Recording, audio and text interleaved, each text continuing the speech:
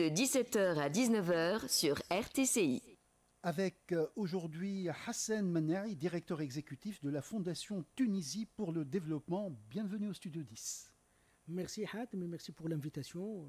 Nous allons essayer de mieux connaître la Fondation Tunisie pour le développement et en même temps essayer de mieux connaître ses initiatives, dont la plus connue est ELIF, les différents centres qui sont répartis à travers le pays. Peut-être pourrions-nous commencer par quelques mots sur la Fondation.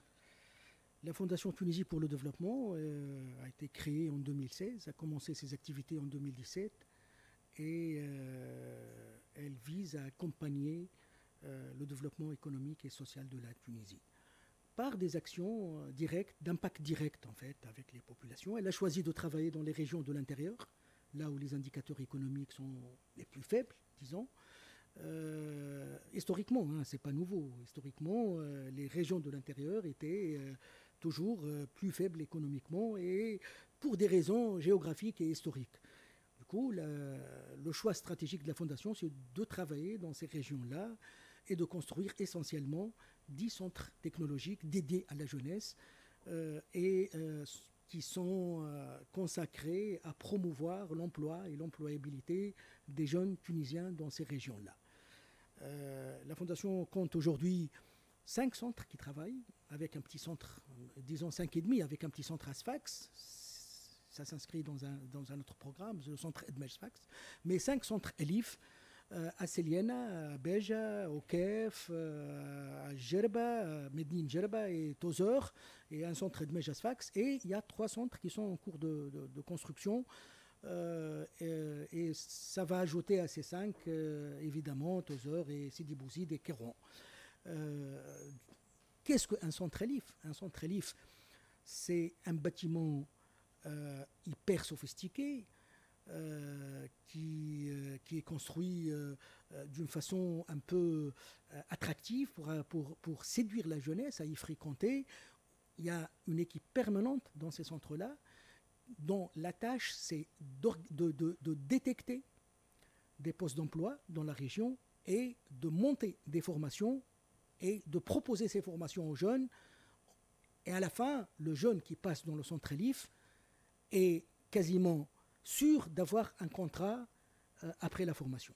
Donc le premier point de méthode, c'est que vous pensez à l'emploi avant même d'entamer la formation. La Fondation, après une expérience en 2018-19, on a changé toute l'approche de la formation, c'est-à-dire on garantit les postes chez les employeurs. La Fondation signe avec les employeurs avant de signer les contrats d'emploi. C'est-à-dire les engagements des employeurs font que la Fondation monte des formations spécifiques à ces postes-là ouverts chez les employeurs.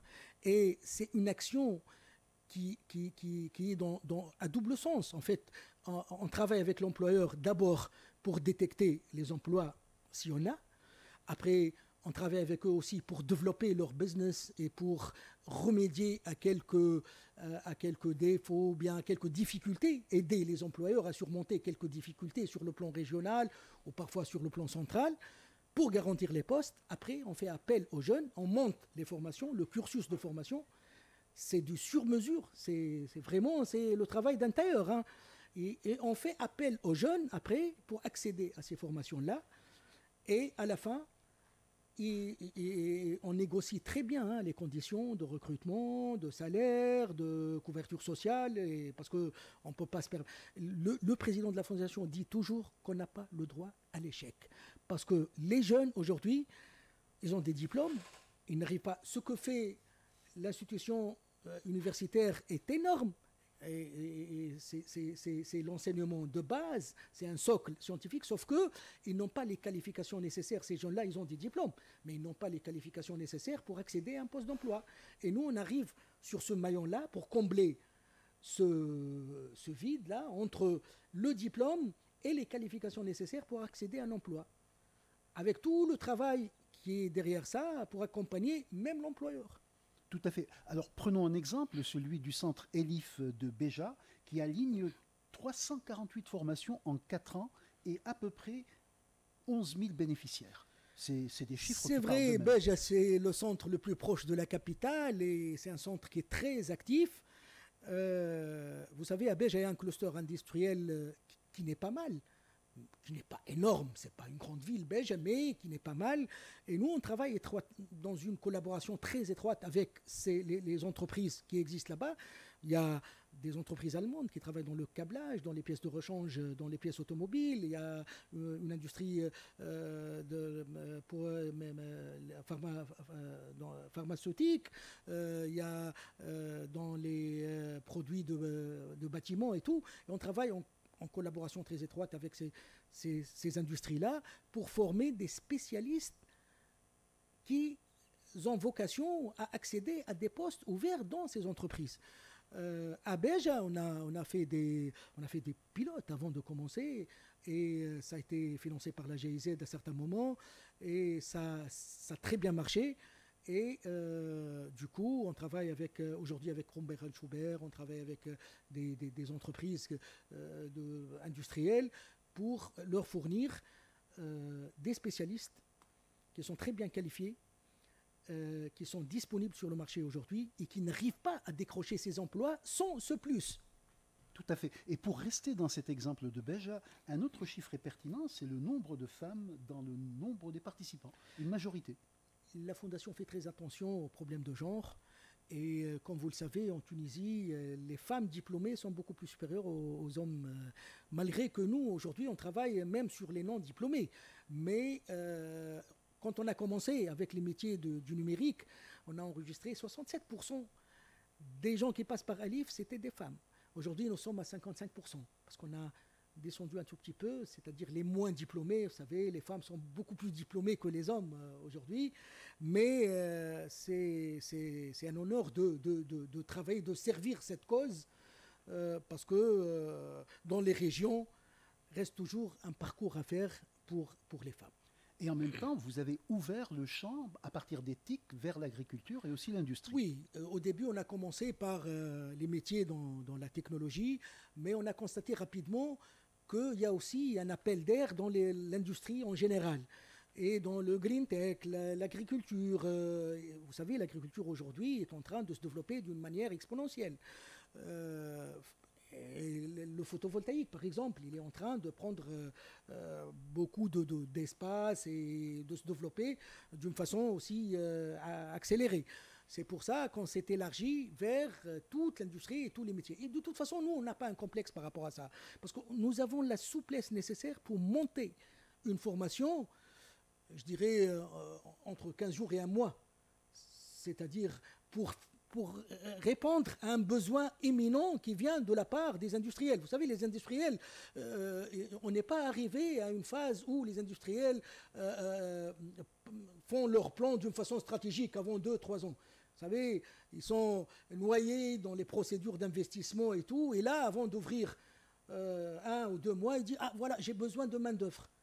Et ils ne trouvent pas sur le marché, malgré que les demandes d'emploi comptent par des centaines de milliers, mais ne trouvent pas les qualifications nécessaires. Et nous, on arrive pour lui dire, allez-y, on va sécuriser votre investissement, nous allons faire appel aux jeunes, nous allons les former et leur mettre à votre disposition à condition que vous vous engagez de les garder. Tout à fait. Et donc, vous apportez à ces jeunes un surcroît de formation qui va leur permettre d'être directement opérationnels dans une entreprise. Exactement. Exactement. On complète les qualifications nécessaires pour que le jeune soit opérationnel directement sur son poste d'emploi.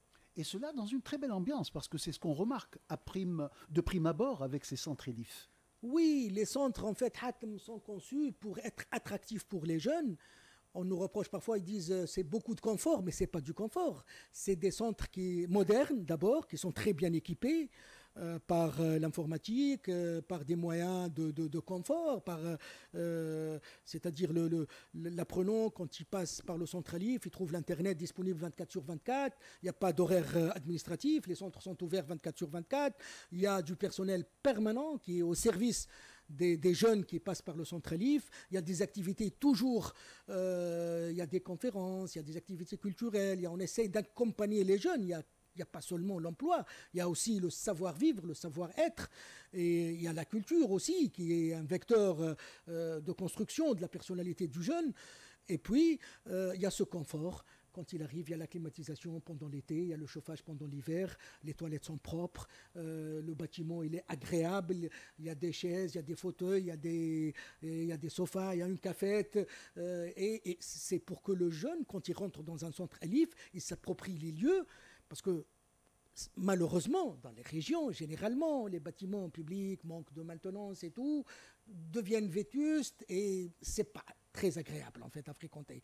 Et nous, l'idée, c'est que quand quelqu'un il arrive dans le centre Elif, parce que les jeunes dans les régions méritent aussi d'être très bien traités, il y a une intelligence énorme, il y a une volonté de monter, il y a une volonté de se développer chez ces jeunes-là qu'il faut pas laisser comme ça dans la nature. Ce qui souligne par ailleurs que ce sont parfois la vétusté des outils et leur obsolescence qui font que le développement régional ne peut pas donner les résultats attendus. Là, vous apportez une démonstration quant au développement régional. C'est d'ailleurs le cœur de cible pour votre action. C'est notre ADN, en fait. C'est d'aller vers les régions et d'amener une partie de l'écosystème des grandes villes. Parce qu'on ne peut pas amener tout le monde dans les grandes villes. Nous, on est contre l'exode rural, parce que ce n'est pas normal que tout le monde vienne chercher du boulot dans les grandes villes. Et du coup, on essaie d'apporter une partie de l'écosystème des grandes villes dans les régions pour dire aux gens que vous pouvez... Et aujourd'hui, avec les nouvelles technologies, avec le digital et tout le monde peut travailler de chez lui dans une entreprise multinationale.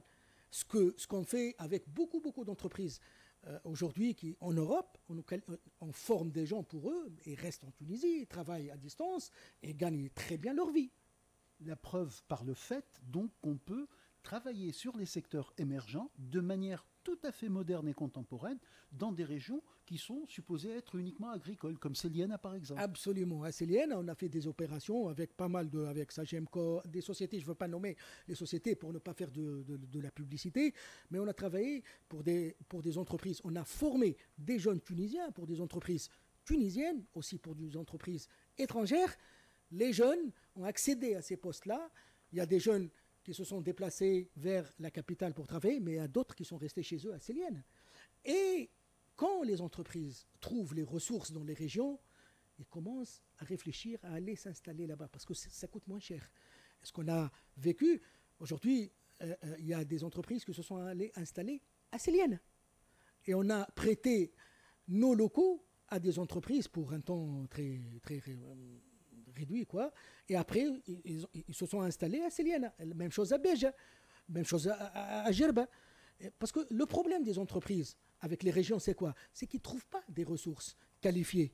Aujourd'hui, quand il y a des ressources qualifiées, d'abord le loyer coûte moins cher, la vie elle coûte moins cher, les gens sont plus stables chez eux, il n'y a pas de transport compliqué et tout. Et c'est un facteur d'attractivité pour les régions quand il y a des ressources disponibles sur le marché. Ainsi, nous pouvons parler d'une contribution à l'aménagement du territoire. Vous intervenez dans le nord-ouest, dans le sud-est et le sud-ouest aujourd'hui. Oui, que les régions de l'intérieur. Voilà, c'est un choix. On a choisi. C'est un choix difficile en fait, parce que si on voulait faire des résultats, c'est plus facile de faire ça dans les grandes villes.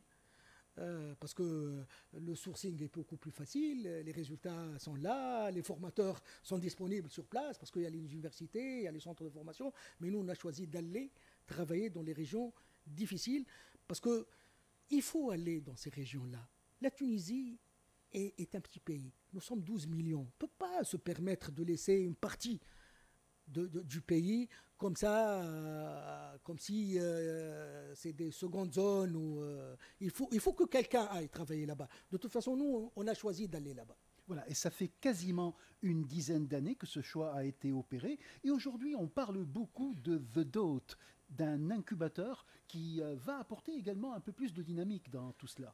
The Dot a dernièrement fêté son 4e anniversaire. The Dot est un projet exceptionnel parce que le montage aussi est exceptionnel. The Dot a été initié par la Fondation Tunisie pour le développement, financé par la Fondation, la GIZ et Expertise France, Agence française de développement.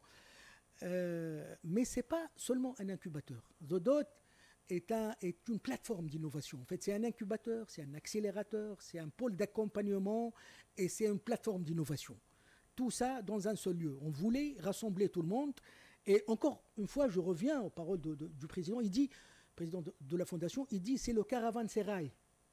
C'est le lieu qui rassemble tout le monde. Et avec des connexions avec les centres Elif. Parce que dans les centres Elif, on fait beaucoup d'entrepreneuriat régional. On crée des startups dans les régions. Et comme l'écosystème économique n'est pas très développé dans les régions, on essaie de les amener dans les grandes villes à travers le The Dot. On a un espace dédié au centre Elif à The Dot.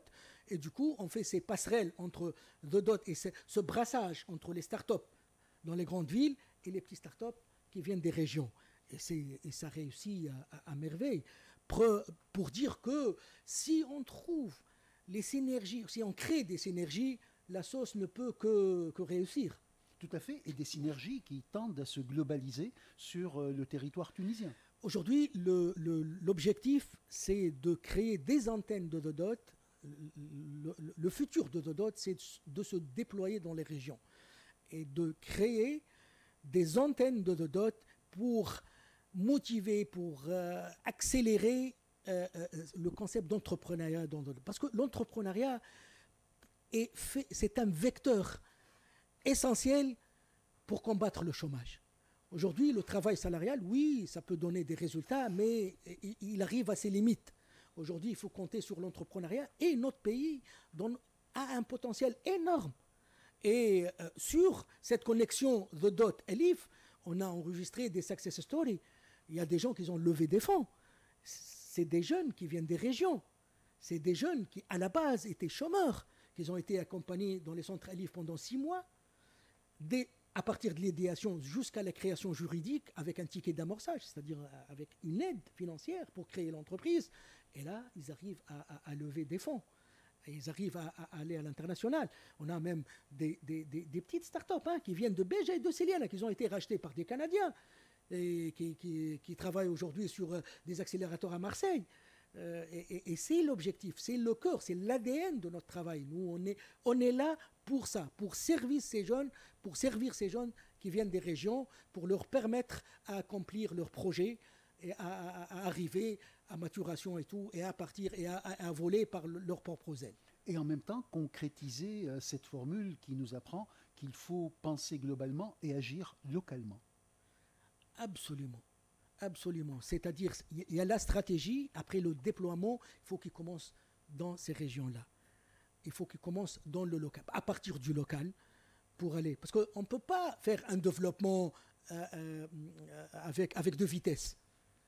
On ne peut pas dire que le pays est en train de se développer avec deux vitesses. Une vitesse qui se fait dans les grandes villes, dans les agglomérations, c'est-à-dire les grandes villes. Et puis, il y a une vitesse qui est beaucoup plus bas dans les régions et de l'intérieur.